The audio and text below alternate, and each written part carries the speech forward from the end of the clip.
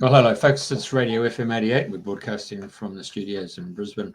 And Thursday nights, which is Thursday mornings in the UK, for our co host, Andrina, who you can see there in the lovely pink. And our guest, of course, is in the middle, who also comes from the UK. So, without further ado, if you wish to participate, continue on with YouTube channel Radio FM 88 Australia or Facebook Radio FM 88 Australia. After the show, you can jump onto Spotify, iHeartRadio, Amazon, Google, and Apple, and you can take down the show as well. So there you go, radiofm88.com.au, and I'm passing it over to Andrina with our guest.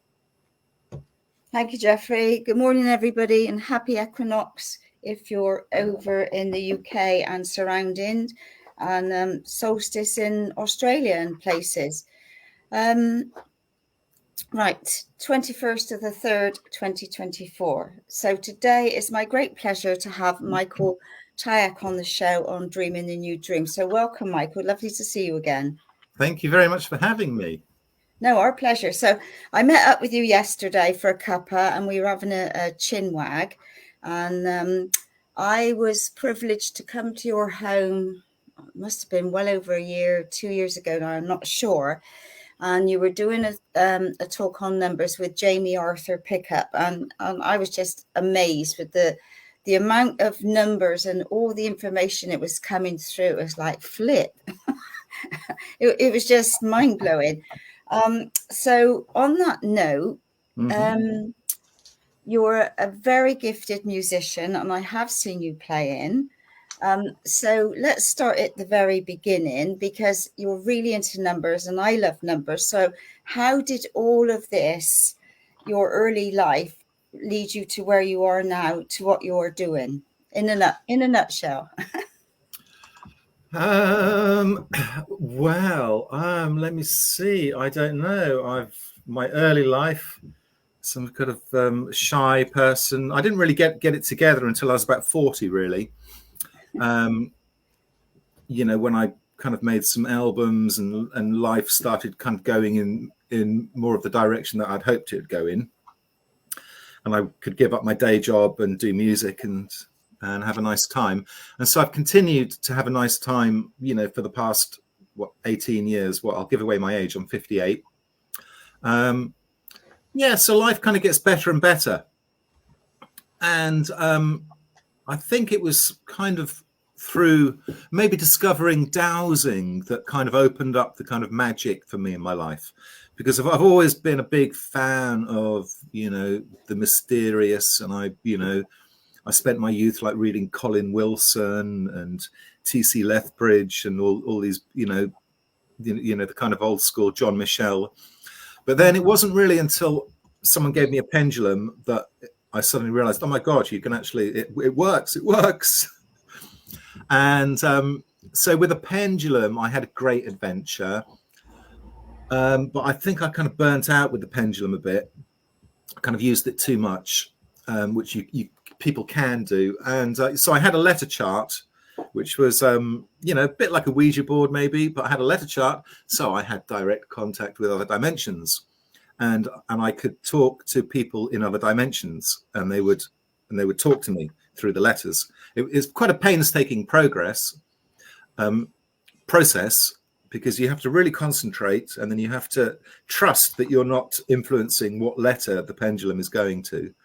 But it was giving me words that I had no idea of the meaning of these words in this kind of archaic language. And it's only when you kind of go and look up the words later that they're absolutely diamond, absolute precision words that I could never think of myself.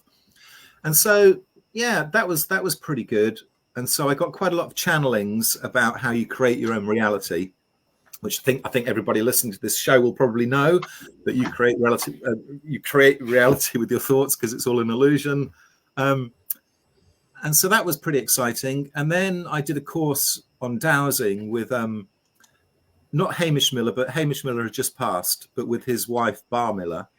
So Hamish Miller was like the kind of main guru of dowsing in Britain, because he wrote the book The Sun and the Serpent with Paul Broadhurst. So dowsing and use of a pendulum and a letter chart gave me kind of like quite a good tool for investigating other dimensions. And so, I've had great fun with that. And all this kind of mathematics that I talk about now came, as far as I'm aware, as a result of those investigations, poking my nose into other dimensions. And it's quite, it's very high dimensional mathematics, which is what I've kind of got. So this is what I mean by taking Lego to another dimension, because this is the cube seal, and it's a high dimensional mathematical wonder, and I made it out of Lego with the help of a friend, and you can open it up and see the numbers inside, and it's very beautiful, and it's hopefully it gives us a bit more understanding of where we are in terms of, we're in this kind of like numerical construction. Everything is imbued with number. My hat is imbued with number. It has a circumference, and it has a temperature, and it has a weight, and it has a color, which is also a number, a vibration, frequency. So you can quite clearly see that even though you can't really touch numbers, they're in everything. Everything is filled with numbers, and so it makes numbers particularly interesting, for kind of getting a grip on reality, and possibly how, my greatest kind of thing, always my favorite TV program was Doctor Who. and so, I've always wanted to do the old TARDIS thing. And so hopefully, this can be achieved.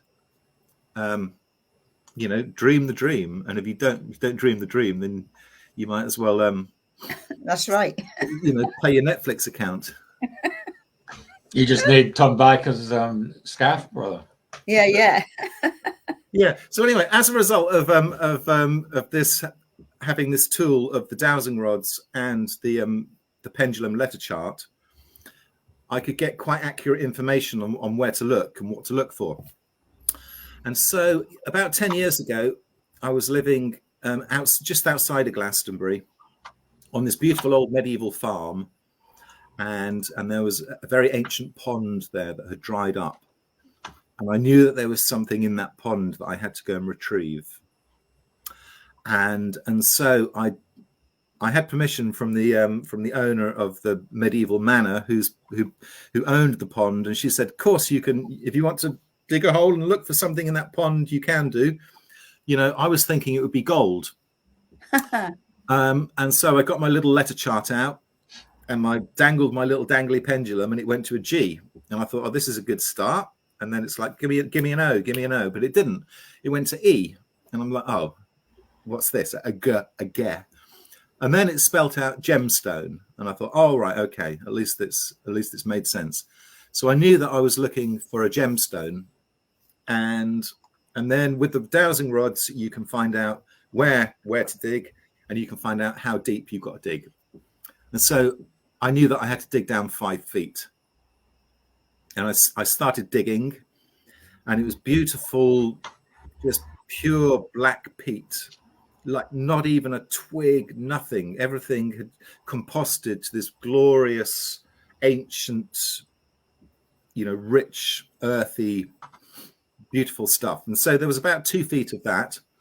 And then it got a bit more sticky and a bit more clay-like, but there was still not even the sign of a twig or a leaf or anything. Everything was just pure earth, or then pure clay. Then I got down to about 5 feet, and my spade went clang, and it hit something. And so I started taking the earth away from round what my spade had clanged upon, and it was hexagonal. It had been carved, and so I thought, what on earth is this? And I kind of pulled it out, and it was this. It was this. Hello. This is the. Well, I won't give away where it is, because I'll keep it secret where it is for now. But I do tell people. People do know, but I won't. I'll keep the mystery a bit mysterious. So this is the stone that I dug up, and I was like, "What on earth is this?" And I showed it to the lady of the manor, and she said, "Well, it's nothing. It's just an old rock." But I knew that it was a kind of quite important kind of ceremonial artifact because it has these kind of dimples on the front of it, where people have been burning something. So it'd been lying in this megalithic pond. These ponds, incidentally, these old gnarly Somerset ponds, they're geomantic devices. They were built, I think, for gazing at the heavens, because when I dug down a little further to see what what was below and what have you, I came across the lining of the pond, which was all built with stone. So it was all a stone built pond, and these were built probably the same time as the kind of megalithic structures, maybe early Bronze Age or what have you, or earlier, who knows. So I believe that stone had probably been there for about 2,000 years. I might be wrong, but I guess from around the time of Christ, because underneath the stone there was a wand, a wooden wand about 2 feet long, that looked like the end of it had been carved yesterday. It was a fresh cut at the end. It had been preserved in the clay. So there's me, wannabe Doctor Who, and I dug up this thing, and then I didn't know what on earth it was. So I mean, I have the wand, but I thought, well, maybe I need to. Eventually, I thought, well, I can't do anything with this stone. It's way too powerful. You can't have it on your mantelpiece. It's something that is too kind of powerful, really, to have around you. And so I kept it where it was, and it's actually returned to the earth now. But the intent there, I do have an intention to retrieve it, and I built a museum in order to display it, so that people could come and experience what this stone does to them. Because what it did to me, it gave me all this higher dimensional mathematics. So I thought, well, if it can do that to me, it's probably got other information stored in it that other people might resonate with and receive downloads from this stone. But even just by looking at the stone, you can receive the information. You don't actually have to be in its presence. So anyone looking at this stone now is probably receiving some quite powerful information that was put into this stone back in the age of high technology, where technology was more on the lines of consciousness. So conscious thoughts could be stored in this crystalline structure and then released. So it's probably releasing all this beautiful ancient druidic or pre-druidic, who knows, kind of wisdom to you all now. So congratulations, everyone. Fantastic, especially on this equinox, eh? Yeah. So that is the stone, and doing its work there on all of you. So hopefully you'll now all have these revelations as to the structure of reality and love, or what have you. Oh, hello. There. There's the TARDIS, time and relative dimension in space. So yeah, time and relative dimension in space. It's all got to be governed by number. So if you can crack the numbers, then you've cracked time and relative dimension in space. TARDIS. Yeah. Interesting. We've lost Jeffrey. I know. Oh no, we lost. Have you done that on purpose or what? I don't know what happened there. I think the stone has Yeah. blanked you out. Yeah. Well, that's interesting, because I realised I plugged in my computer, but I hadn't switched the plug on. God. Wow. So I've quickly done that, so that's fine. So anyway, carrying on. So have you kept the wand, or did you bury that? Did you leave it there? No, I still have the wand. Right. Yeah. Have you got it for us to have a look at? Well, I haven't actually got it prepared, but I could. Right. Not to worry. Yeah. Maybe people will have to come to the museum to actually hold it, I think. Yeah. And if you've never been to Michael's place, my God, you're in for a treat. It's amazing, absolutely amazing. Yeah. Thank you. So I really like sharing this information about numbers, and I do tour guiding, and it's incredible that it's a lot of Americans come here, and they're all seeing the same thing. They're all seeing triple numbers. Nearly I would say like 90% of the people I meet are all seeing triple numbers, and they want to know why. Or they're all seeing 1111. Now, this wouldn't have occurred maybe 10 years ago. So this is definitely a shift in consciousness. Why are numbers suddenly talking to people? I think it's because we're going through this kind of threshold into a new state of consciousness with this, whatever you call it, the age of Aquarius. Or so I've made two mathematical discoveries, I think. The main one is this Lego cube seal, so on a Wednesday evening, I have people come round and I talk about it, and we just look at we just look at the wonders of numbers. The wonders of numbers. That's a good one. Yeah. And we look at the work of Robert E. Grant and just anyone that's put together some good number stuff. I mean, Jamie Arthur Pickup, he's completely on another level. But this is the beginning. This is something I call the Tower of Time, and this kind of explains why we're going through this kind of threshold. So nice. So there we are. This is. I'll talk you through this Tower of Time. I can probably spin this out to about 15 minutes or something. So, and it's something that everybody needs to kind of be aware of, because it's quite comforting that at least something in these topsy-turvy times is making sense. So this is a 9 by 9 by 9 cube, and the dimension of time, we're in the fourth dimension here, I would say, because we have, up, down, sideways, 3 dimensions. And then the fourth dimension is time. And everything we're experiencing in our lives is kind of created from cubes. And that's why they worship the big black cube in Mecca. Why do they all gather around this big black cube? It's probably because cubes are what kind of create this dimension. So anyway, this is the 9 by 9 by 9 cube, and it's the same as the cube seal. This is also the 9 by 9 by 9 cube, but we're using this cube in a different way right now. Let me see back here. So yeah, and this is inside it, and it's a nest of 9 cubes. So we've got the numbers 1 to 9 forming cubes, and they're all nested inside of each other. So yeah, if we go back to the there we are. So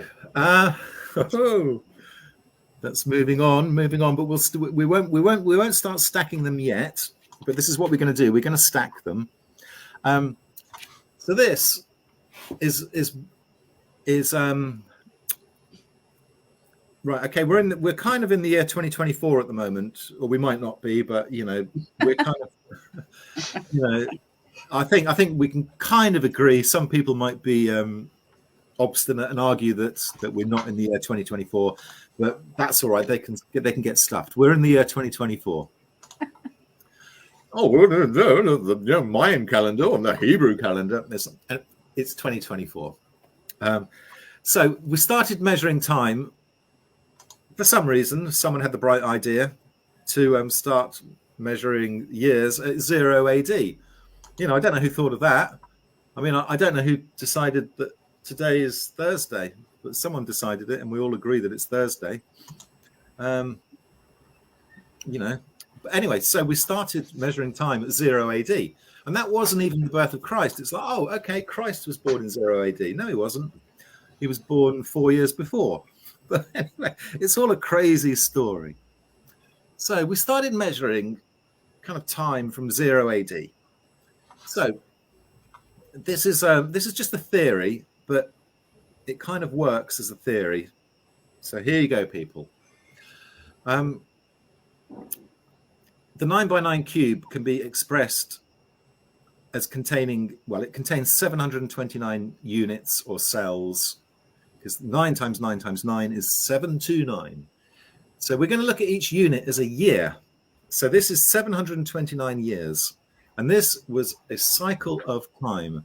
It's a distinct cycle of time. And actually, if you're looking at that cube right now, you can see a hexagon. It's got 6 sides to it viewed from this angle. And the stone that I dug out the ground also has 6 sides. So the stone is in a sense, a 2-dimensional representation of a cube. Aha. So this distinct cycle of time moved very, very slowly. This was the slowest cycle that we experienced. So we kind of, incarnated in this realm, many times, perhaps 20 or more lives, however many lives it takes to get through 729 years. But technology moved very, very slowly. You kind of lived the same life as your mother and father, as they probably lived a very similar life to their mother and father, and so on. Unlike now, the life I've lived compared to my mother is completely different, and compared to my grandmother, there's no comparison to. So back in the 9 cycle of time moved very, very slowly. It didn't rush by like a carpet being swept under your feet like it is at the moment, with days and weeks and months just flying by as they do.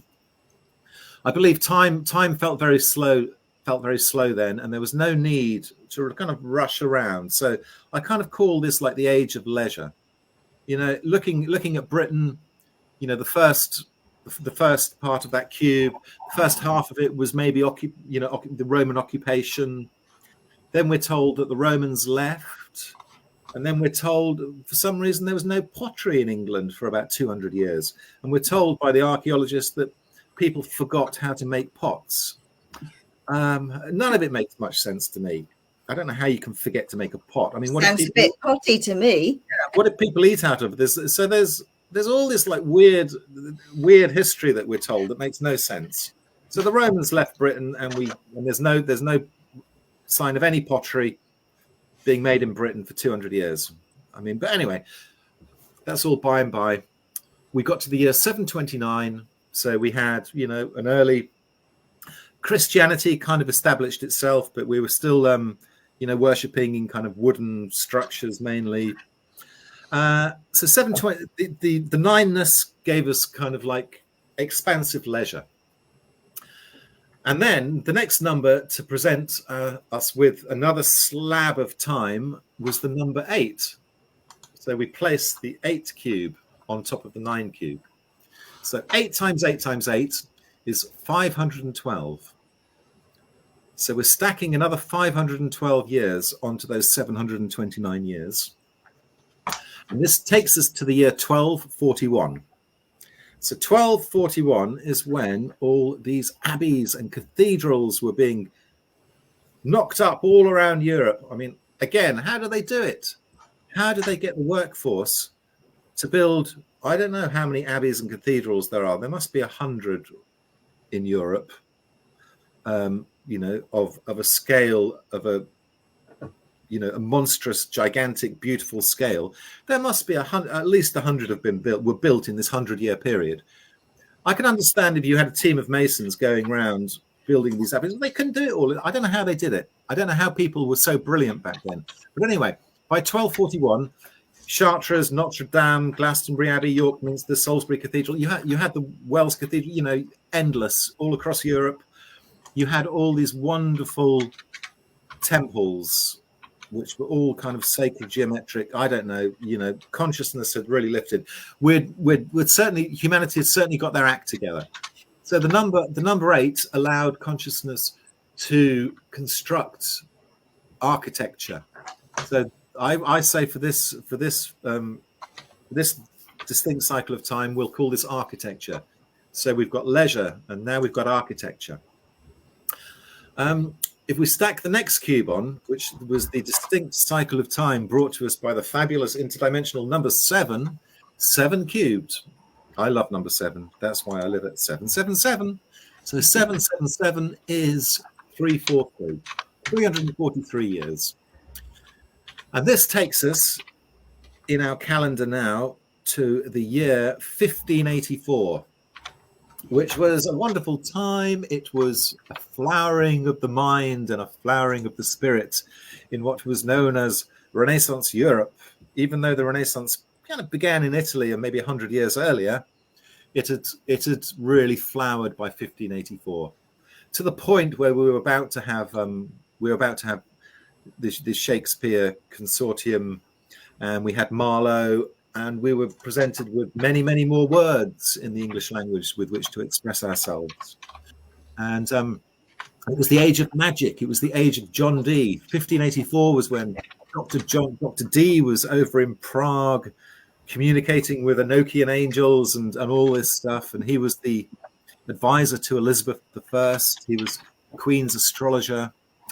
And he signed his letters to her 007. He was who Ian Fleming based James Bond upon, Dr. Dee. But as well as this, you had the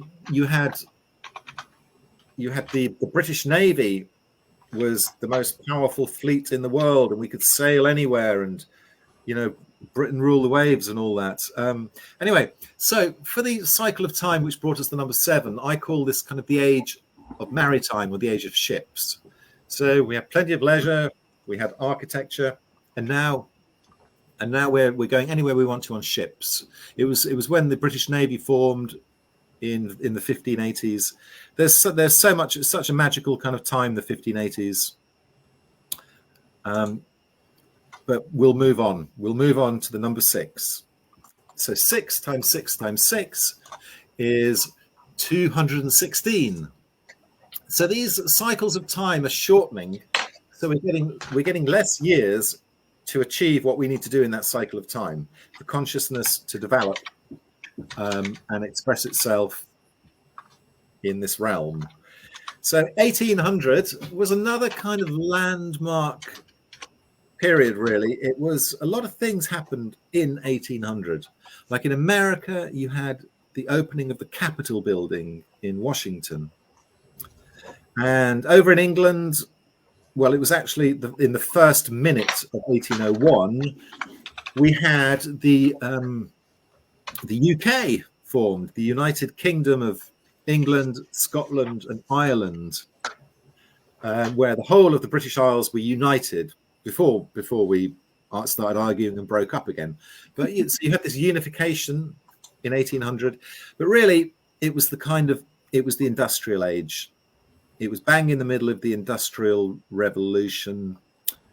The Industrial Revolution is kind of 1760 to 1840. So 1800 is bang in the middle of the Industrial Revolution. And this was, of course, powered by steam. In the early days of steam, it was the low pressure cylinders, these big, honky, great, massive steam engines, which would pump out the mines in Cornwall. But it was actually an ancestor of mine, Richard Trevithick, who developed the high pressure steam cylinder. And so this Richard Trevithick, who's a kind of great uncle, he made the first steam train down in Camborne in Cornwall, which is where my family is from. And I'm quite proud to be Cornish, or half Cornish anyway. And actually, the plinth that that this tower is sitting on is a sundial from 1850, belonging to my great grandfather. But that's another story. And he was a bit of a magician as well. So 1800, it was the age of steam, and it was the beginning of the age of trains. 1804 was when my great uncle set up, built this first steam train, and then it was of course Stephenson's rocket got all the glory, and Richard Trevithick died a pauper, but who cares, So 1800, we could go anywhere on trains, and over in Italy, you had Alejandro Volt invented the battery in 1800, and Napoleon was running amok. It was, there was a lot going on in 1800. But it's not over yet, because there's another cube to put on top of that, and that is the 5 by 5 by 5 cube. Thank you, Jeffrey. Brilliant. And that this is 125 years. So, time is speeding up now. These distinct cycles of time are shortening. So in this 125 years, from 1800 to 1925, we had, the Chrysler Car Company opened in 1925. This was when mass production cars went into mass production in 1925. And the first commercial airline, 1925. You also had, kind of the financial crash in America was about to happen a few years later. It was the Roaring 20s. It was when life got really exciting. Suddenly people learned how to dance, I think, and you had radio. Kind of, we didn't quite have television yet then, I don't think, but we had we had cinema. So it was another whole flowering of consciousness brought by the number 5 and the 5 by 5 by 5 cube. So next came the 4 by 4 by 4 cube, which is 64 years. Now this is just like really just one lifetime. Thank you. There we are. And 64 years on top of the 1925 takes us to 1989. And this is another very important year, 1989. Forget about 1988, nothing much happened. Forget about 1990, nothing much happened. 1989, it all happened. It all happened. We had the first episode of The Simpsons. And this was when we really start getting messed with time and time travel and events being depicted in The Simpsons that hadn't happened yet. And wait a minute, what's going on? We're going into a weird world now. So The Simpsons, and we also had the first cell phones in America were being brought out in about 89, according to the American visitors that I meet. They seemed, I think in 1989. I think it was the year that officially the World Wide Web was established in 1989 over at CERN. Wait a minute, we'll have a look at CERN another time. Talk about blimmin' TARDIS and time manipulation. Yeah. So 1989 was also, the fall of the Berlin Wall. That was quite a big event. And it was the Tiananmen Square riots, the kind of, all that mayhem over in China. It was the San Francisco earthquake, which kind of I was in, and I thought I was going to die, actually. So it was the year I thought I was going to die the most. It's the closest I've ever been to thinking this is the end. You are facing your creator now, Michael. Time to say goodbye. But luckily, I survived it. And then I soon fled America for good. I just got my timing wrong. So 1989, we'll look at this as like, hello, computer. So just going through it again, we've got leisure, we've got architecture, we've got ships, we've got steam, we've got trains, we've got aeroplanes, cars, mass media. And now with this end of this 4 cube, we've got our friend, the internet. So the next comes the number 3 cube, 3 by 3 by 3. You see how these cycles of time are compressing and time is speeding up. So the 3 cube, there he is. That's 27 years. And that took us to 2016. Oh, look at that. You've written it all out. Beautiful. Yeah. So anyone... Oh, it's actually the year 1241. 729 plus 512 is 1241, not 1247. But anyway. So in these 27 years, a lot changed. Our friend, the internet, turned into a bit of a bully, in my opinion.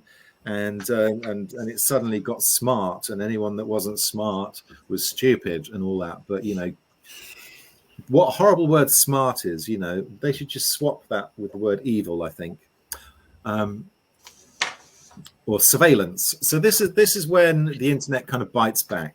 2016, another. Not a lot happened, say, in 2015 or 2017, but 2016 was when the world was delighted to have an American president with such a great hairstyle and such a great track record with the ladies. But anyway, so America had old Donald, and over in England, everyone was throwing their toys out the pram because we'd done a Brexit. Anyway, so we had Brexit in the year 2016. But it was really when we kind of clocked that our computers, it was all getting a little bit Orwellian. It was like, oh my goodness, George Orwell was right. Our television sets are watching us. And but now so this is that was the number 3 cube. So now we've just been through. We're kind of at the closing stages of the 2 cube. 2 by 2 by 2 is 8. So these 8 years have taken us to where we are today in 2024. And so if we go by what happens at the end of each of these cycles of time, we're introduced to a new technology which we could not have foreseen. So at the end of this year, or by the end of this year, will we have a new technology available to us or thrust upon us, which we had not quite foreseen? And this is quite possible, with the AI stuff. Now, back and then in the middle of this 2 cube in 2020 vision, well, for instance, the new £20 note was introduced in England on the 20th of February, the 2nd, 2020. And it has, if you get a £20 note out and you try and count how many times the number 20 is written on it or the word 20 is written on it, you can't count. It's written on that pound note infinite times. So 20, they were thrusting the 20s at us, the 2s at us on the 20th of the 2nd, 2020. And this was also when the world was, thrown into, lockdown and all that kind of stuff.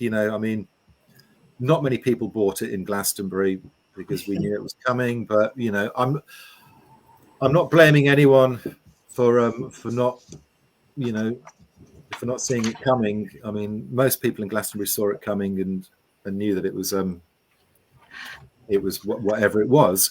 But anyway, so everyone happily received these inoculations.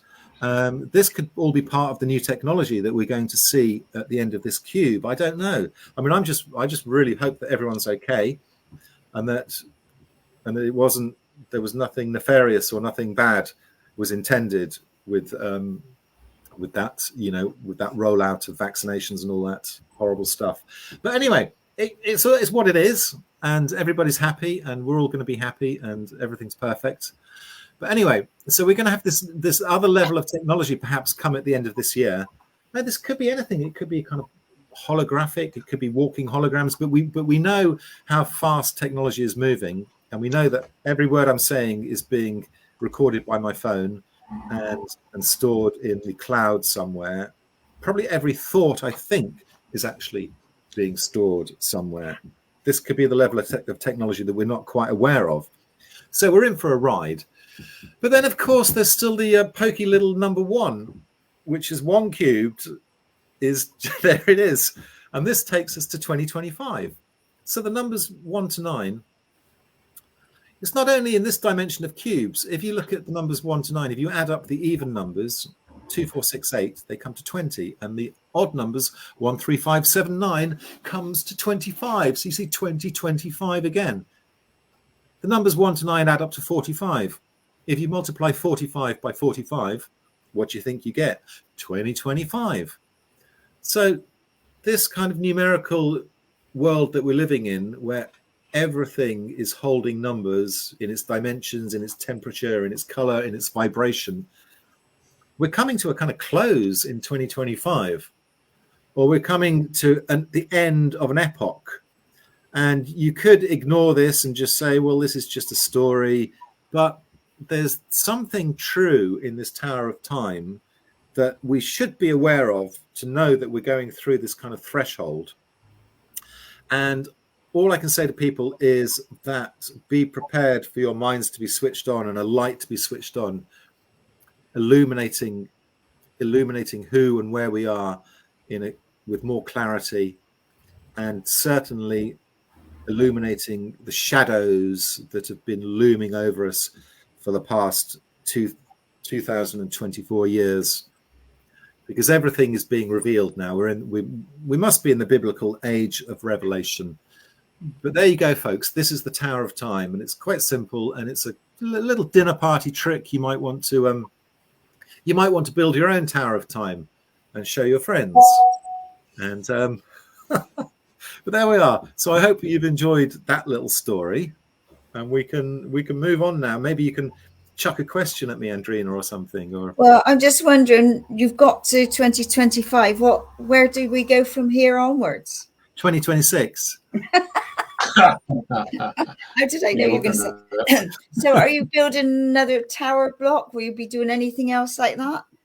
Well, I might be. If the inspiration or the information comes, then I will. I hope I do get more, inspiration. But as it stands, we're going through a threshold, a very exciting time of time acceleration. So hold on tight. Everything's going to be all right. Yeah. So going back to numbers, like I was saying to you about the triple ones and twos, and I mean we've seen them for years and years and years. So like you've chosen 777 as a number plate on your door. Would you like to share with our listeners why you picked 777? Well, I don't think it would have been a very good idea to pick 666. Even though that is my number, because, well, I was born on 22nd of June, so I'm quite solar. I'm quite near sometimes I'm on the solstice, but usually I'm just, around the solstice anyway. And in this beautiful science of gematria or gamatria, where, the Bible in Hebrew and in Greek was written as a numerical code, because in Hebrew they didn't have numbers, they only had letters, so numbers had to be expressed as letters. So you can read the Bible in another way once you add up the value of the letters. And so with the name Michael Tyack, in English gematria, A equals 6, B equals 12, or you can have simple gematria where A equals 1, B equals 2, C equals 3. So the name Michael Tyack adds up in simple gematria to 111, or in English gematria, it adds up to 666. So, I'm a 666. 666 is just a solar number, by the way. It's the magic square of the sun. It's the sum of the numbers 1 to 36. So it's nothing to do with Baphomet or devils or anything. It's just a beautiful, powerful triple number. But I'm not going to put that on my door. But the most interdimensional number is the number 7, because it doesn't form regular geometry. It's the one that kind of connects us to higher dimensions, and it's a beautiful measure of chakras. We've got 7 planets in the kind of classical world, and so on and so on. 7's the magical number. And also, because my house is number 21, I've got 2 front doors. So I made one of my front doors the entrance to the museum, and my other front door is my private quarters, where I am at the moment. So 21 is 3 7s. There you go. It wouldn't have made sense to put 555 on the door. So 3 7s is just another expression of 21. And 37, the number 37 is another beautiful number that I could talk about for hours. It's probably my favorite number, 37. But 37 is 3 7. 3 7s, 37, 3 7. So 37 times 21 is 777. So kind of mathematically, to me, it's quite pleasing. But it's amazing that everyone who walks past, I just sit here, and the amount of times I hear people go 777, and every time someone says that, they're imbuing my house with more magic. Yeah. Or they're so, and the amount of people that have taken photographs of my house, I look out the window, there's nearly always someone just standing there with a camera. I don't know. It's just a house. It's nothing special. Yeah, but you have got I know Jeffrey's put the picture behind, but you've got is it bark of different shapes either side, and you've got your angels in the window. Well, Glastonbury loves all that stuff, eh? Yeah, why not? It doesn't cost anything to do that, and no one's told me off. I would imagine in Germany you wouldn't be allowed to put 777 on your front door for some reason, or maybe Holland, or maybe slightly stricter, more logical countries. No, you can't do it. It's not right. But somehow in England you're allowed to do it. I don't know if you'd be allowed to do it on Australia. Do people make up fake numbers for their houses in Australia? Maybe, I don't know.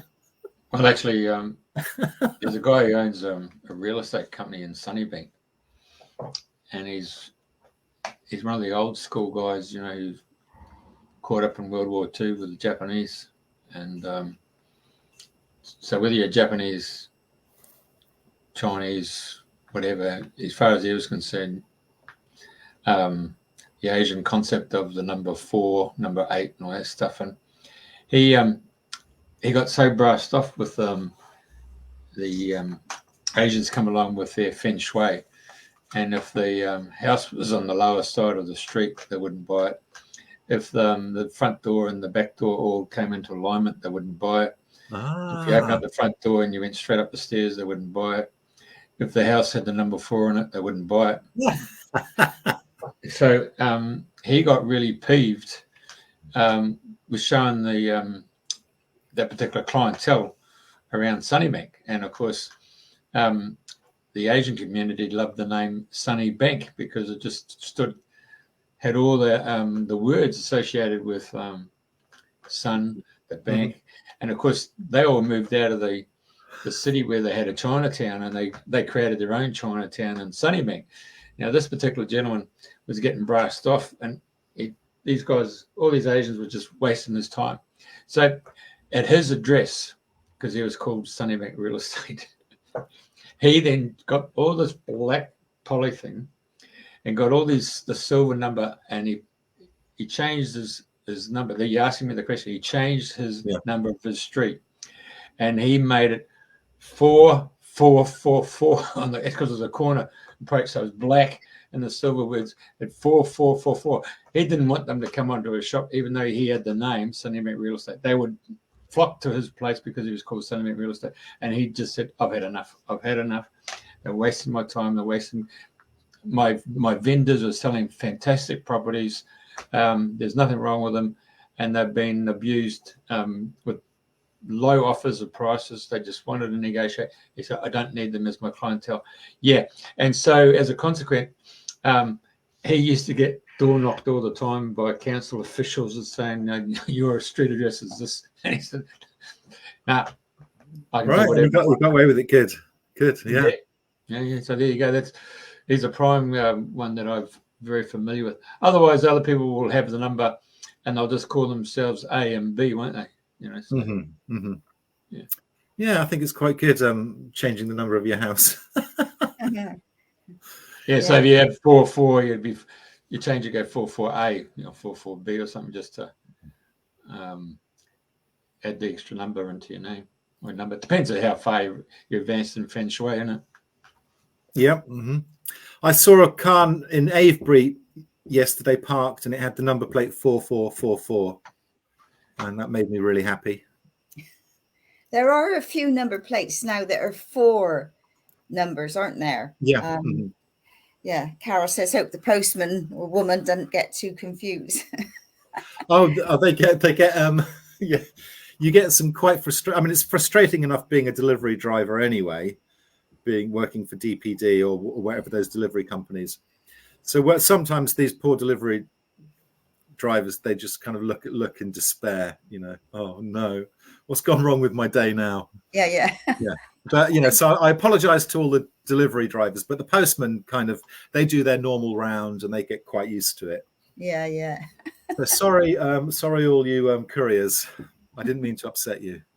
Yeah, I do wonder when they're driving around now with all the different streets and numbers, and a lot of places haven't got post boxes on anymore, and it's like, well, haven't they just the postman manage? But anyway, he has a key, but it's a different ball game these days. Anyway, what else would you like to share? Because I know you're a man of many talents. So is there anything else you'd like to enlighten us with today? Yeah, oh, there is. Yeah, I'll just talk a little bit about my great grandfather, who I inherited the sundial from him, and he was an amazing man, and I never knew till recently quite how amazing he was until my mum and dad have both passed now. So I'm the kind of, I for some reason have all these kind of artifacts from this Cornish gentleman of very high esteem. And I started investigating who he was a little bit more closely. And he's from Camborne, where my family are from, Camborne in Cornwall. And I found his tombstone in a cemetery, and it's made out of one piece of granite. It's over 20 feet high, and it's an obelisk, this granite obelisk towering into the sky. I thought he was quite an important gentleman. And he made a lot of money. He started life as a carpenter, but when he died in 1868, he was worth £37,500. But my family, I'm descended from one of his daughters, and all the wealth went through his sons. So I didn't get. I'm not an aristocrat or anything. But I started. Then I realised that he was a quite prolific historian, and he wrote a lot of books on the history of the world. So he wrote. This is all stuff that my family never told me about. So he wrote this one is The Religion of Ancient Britain, and this was published in 1855. So I got this on eBay for about 30 quid. I couldn't believe it. I'll never find another one. There probably isn't another one available. And I opened it, and he was talking about Glastonbury. And now his portrait is hanging in Glastonbury in the museum. Wow. So that's quite weird. I thought something's going on here. Why do I open it on the page where he's talking about Joseph of Arimathea? And then he writes a lot about St. Dunstan as well. So that's really interesting. And there's another book that I got from him, which is the Gentile nations or gentile nations, and it's the history and religion of the Egyptians, Assyrians, Babylonians, Medes, Persians, Greeks, and Romans. And he wrote loads of books, honestly. And so this one, I found it in America, and this one cost me about $100. But when it arrived, the courier had left it outside my house. So he hadn't even knocked. He just left it outside number 777. And then what kind of blew my mind was when I kind of opened it and I had my grandfather's portrait smiling down at me. And they actually say that to look at his face in his autobiography, they say to look at his face was like looking at sunlight shining upon Cornish granite. Wow. He had this kind of sparkle. So there he was, like looking down at me, opening this book with this kind of sparkle in his eye. And I opened it and I was like, oh no, I can't believe this. And in the corner and on the front piece, I'll show you in the corner, someone had written 777. I don't know if you can see it. Someone had written. Oh yeah, I can see it. Yeah. Number 777. Wow. And it came from a place in America called Bayside, and that is actually a suburb of a town in California on the coast between San Francisco and the other one up there. Anyway, it's from a town called Eureka. Oh, Eureka, yeah. Yeah, so I opened it, Eureka 777 twice. I mean, that's magic. And this is what the museum's about. It's about telling magical stories. It's like, how did that happen? Crazy. I mean, yeah, well, people probably know me mostly for my music, which I've had great fun. I still have great fun doing music. The latest kind of exciting thing we've been doing, as well as kind of playing rock music and all that, and doing my band Circulus, which I've been doing for over 20 years. We're not very active now, but we still exist. And the last album I made was in 2018. And this was quite an interesting album because all the lyrics on it came through my pendulum and my pendulum chart. So it's like, well, you know, why do I bother writing songs when I can get people in higher dimensions to write songs for me? So a lot of the songs, like, it's called Birth, the album, and it tells you what birth is. So the opening, no, I think, well, yeah, it's called Birth, the album, but the track Birth is just a channeled bit of prose saying that birth came from visions, and so you enter this realm by people visualizing you in this realm. I don't know. This goes on to, what are stone circles for? I think they're for birthing people into this dimension. I think Silbury Hill, it's like, this is where we're heading. These ancient structures like Avebury, I think were for bringing souls through into this dimension, possibly without the messiness of physical birth. Yeah. Messy business. We're born disabled for a year. And we're born with no memory of who we are. So maybe these old stone circles and things were a way of coming into this realm without birth. I don't know. But anyway, so I've got an album called Birth, and that is available on Bandcamp. I've still got copies left of that. So if anybody wants to go on some mysterious musical trip with me, you can download Birth, or you can order a CD, and I'll post it to you at Circulus Bandcamp. But one of the latest musical adventures that I've had a lot of fun with is with a band I do called Princes in the Tower, and we're a medieval three-piece, and we've been playing together for about 15 years. Although unfortunately one of our members passed. The Princes in the Tower, people might know, were the rightful kings of England, and they were imprisoned in the Tower of London. And our last gig with our previous member was at the Tower of London, where we were humiliated by a television company who wanted us to play Africa by Toto, and I hadn't learned it properly. And we were dressed in rags and publicly humiliated. And then when Anthony drove away, that was the last time I ever saw him. And he had a heart attack and died.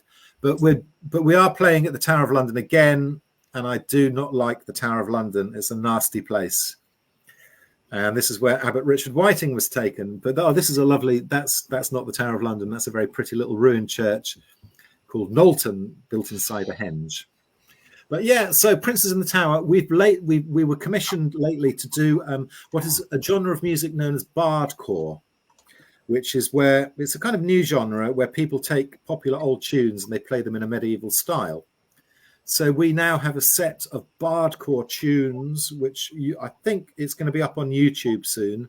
Princes in the Tower, bardcore, you might find some of that. And we do very entertaining versions of songs by the Human League and Buggles. And we do a version of Ghost Town by the Specials. Anything which lends itself well to medieval horns. And yeah, that's a lot of fun. So, this is how I get my kicks these days, playing medieval music, modern music in a medieval style. But I will talk about, you can't really talk about Lego, hyperdimensional Lego very easily. But this is the cube seal, and this is what came to me when I dug up the stone. Perhaps it didn't. Perhaps it's got nothing to do with the stone, but I do think it has something to do with the stone and the wand. So this is what happens, and I can't understand why no one has found this yet, and it was up to me to put it together. This is what happens when you write out the 9 times table, but every time you hit something with the number 9 in it, like the number, it begins with the number 9, but hey, no, you can't have the number 9. So the number 9 has to appear as a 0. So it goes 0, 18, 27. It goes through the 9 times table. But from when you get to 90, you can't have 90. So it skips to 108. And it carries on like that until it gets to the very last number, the 729th number, which is the number 8883. So, for instance, where do I begin? If you look at the we're one of the most important mathematical features of this universe is the Fibonacci spiral, which gives us the golden mean and the golden ratio. So the Fibonacci spiral, which we see in sunflowers and galaxies and so forth, everybody kind of knows the Fibonacci where you add one number to the next to get to the next number. So if you start with the number 9, say that's a number 9, and you add number 9 to itself to get the second Fibonacci function of number 9. Well, if you do that 16 times, if you make 16 spirals from the number 9, you arrive at the number 8883. So this is really an expression of 16. 16 is 4444. 4 plus 4 plus 4 plus 4 is 16. So you come through this wondrous cube out at the number 8883. So going back to 1989 and the San Francisco earthquake, I looked at how old I was at that precise moment when the earthquake hit at 5:04 p.m. I was in a village called Montclair in a picture framing shop working on my own because the other framers had gone to the ball game. So I was there on my own in this picture framing shop when suddenly all the pictures start jumping off the walls. And all the racks of picture frames, they were stored in these cylinders, were just rattling like this. It was incredibly loud. I looked up at the corner of the room, and the corner of the room was all just bending and distorting.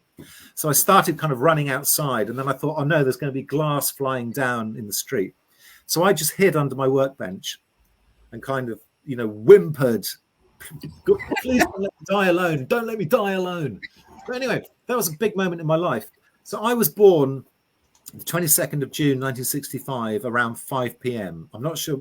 My mum doesn't remember exactly when I was born, but it was at tea time. So tea time was 5 p.m. So for all intents and purposes, I was born at 5:04 p.m. So I looked, how old was I when that San Francisco earthquake hit at 5:04 p.m.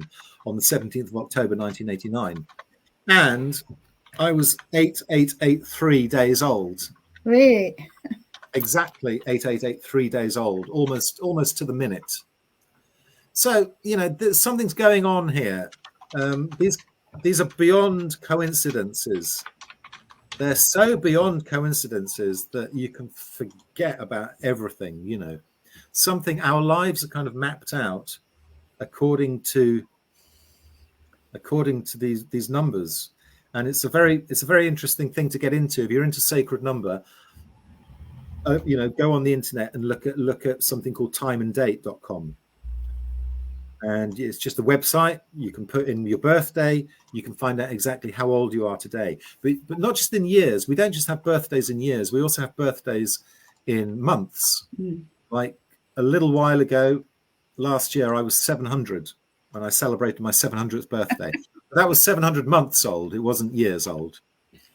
And when you start looking at the amount of minutes in a day, it suddenly goes all sacred geometric, and you're entering this world of time is very, very beautiful. And you think, those Luddites kind of think that everything's arbitrary, that the second is an arbitrary measure of time, but it's not. It's the only way to measure time. The only way to look at time is in base 60. It only works in base 60, in the hour and the minute. And it all ties in with music, and it all ties in with the measurements of the Great Pyramid of Giza. And how I discovered this cube seal was through music. These are all musical frequencies. 144 is the note D. 432 is the note A, if you tune to 432 hertz.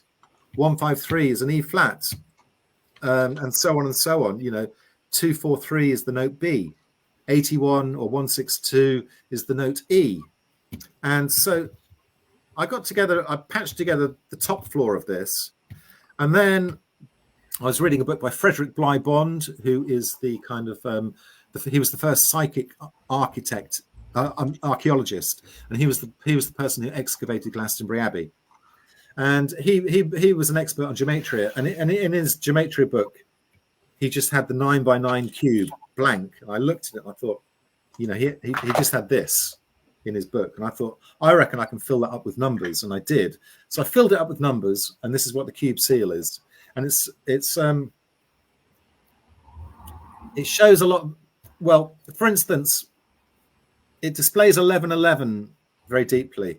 If you add up all the numbers in this cube, they come to 3,239,676. 3,239,676. You think, oh, 3,239,676. That's a lot of numbers. That's quite big. But if you want to get like an average for each cell, you just have to divide that number by 729. And when you do that, you get the number 4444, which was the number that I saw on the license plate yesterday in Avebury. So basically, every cell in here, if you averaged out all the numbers, every cell would have the value 4444. This total 3,239,676 is 54 times 54 times 1111. So there's your 1111, folks. It's from the angelic cube seal. And the cube seal it all works around triple numbers. So people seeing triple numbers everywhere are looking into a mathematical higher dimension, or it's numbers from the higher dimensional creating this reality that are now starting to register in people's consciousness. So if you're seeing, 1313 a lot, it's all to do with this kind of awakening that we're going through into this realization that we're in this numerical supercomputer, and we can manipulate this supercomputer with our minds because we are divine, powerful consciousness, and we can do anything we want inside this matrix. And so people seeing triple numbers are really just being opened up to this knowledge. If you go down onto I was just going to ask you about that because we haven't seen your chart. So I was just going to ask you about that. So carry on. This is just what happens when you go down onto the 7th floor. On floor number 7, you get all the numbers beginning in 6.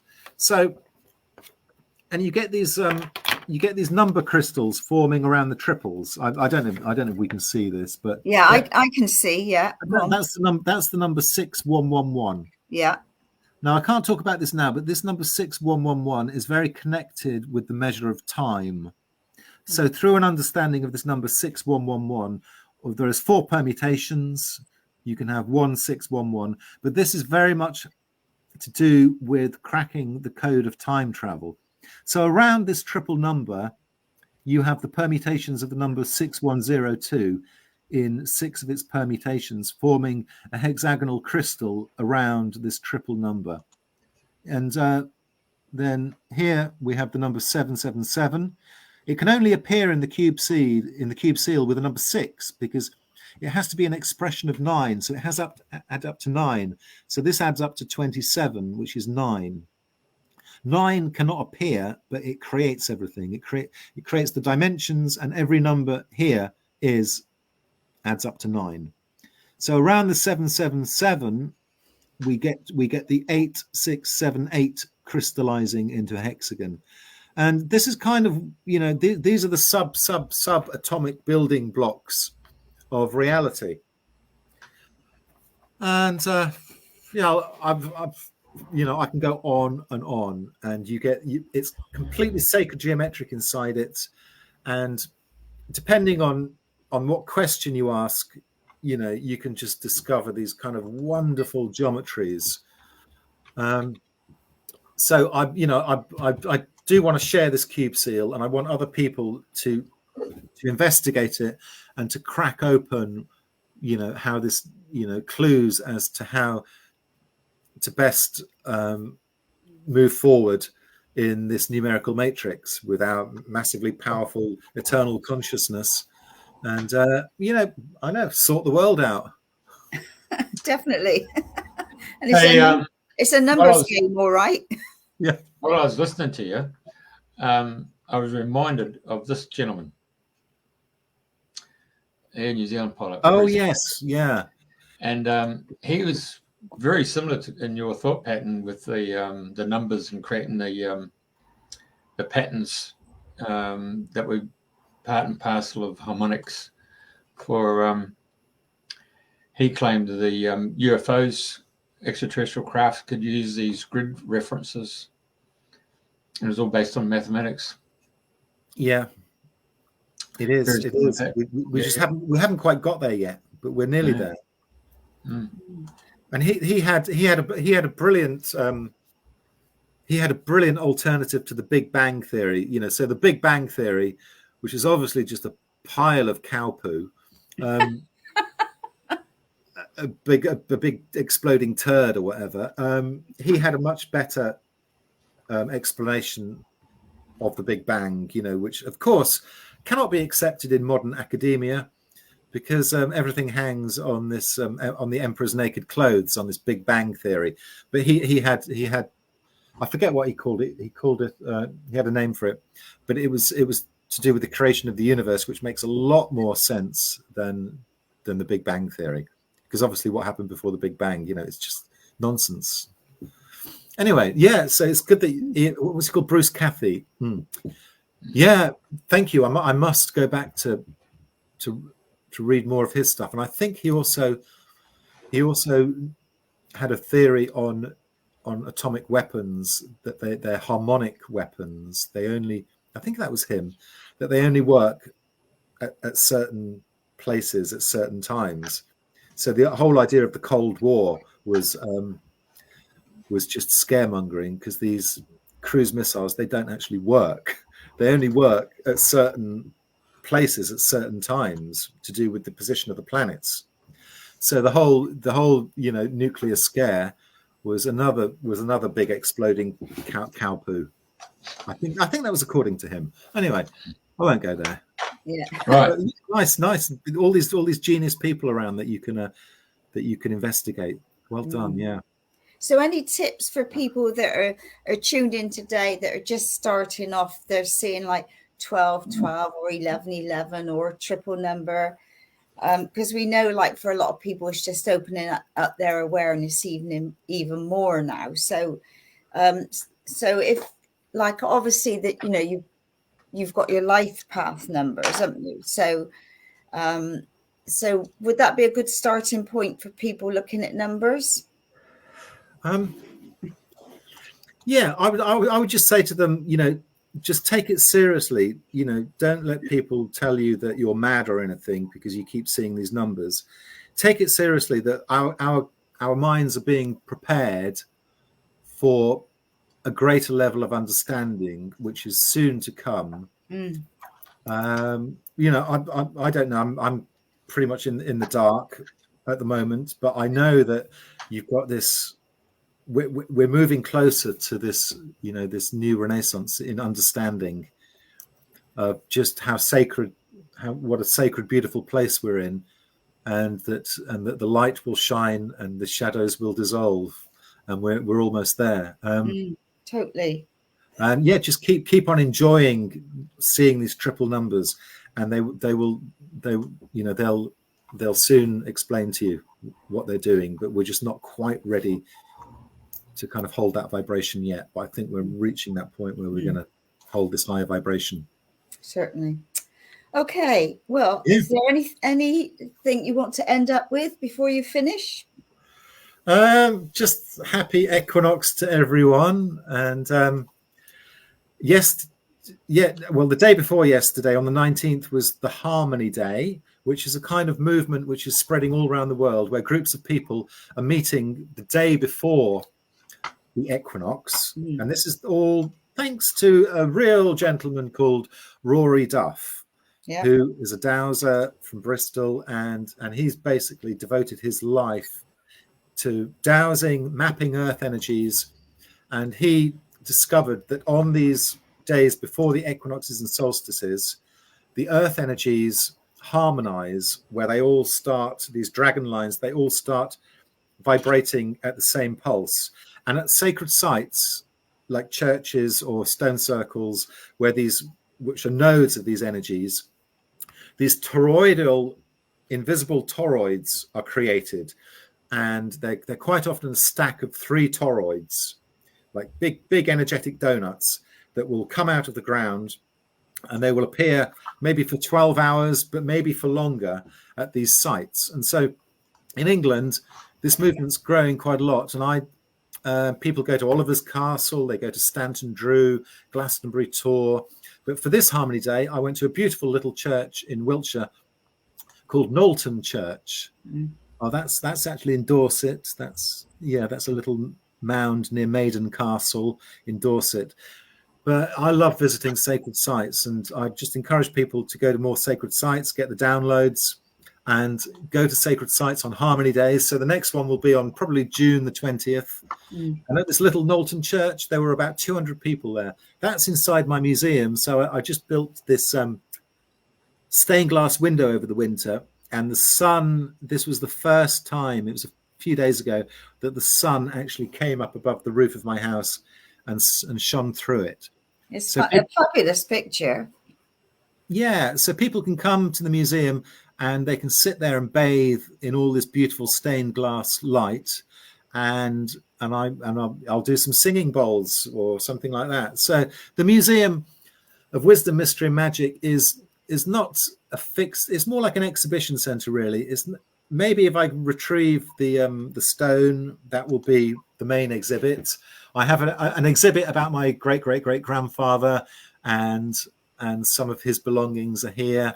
But really, I think the people that come here are the exhibits. Definitely. Because it's the people that come here that are the wisdom, mystery and magic.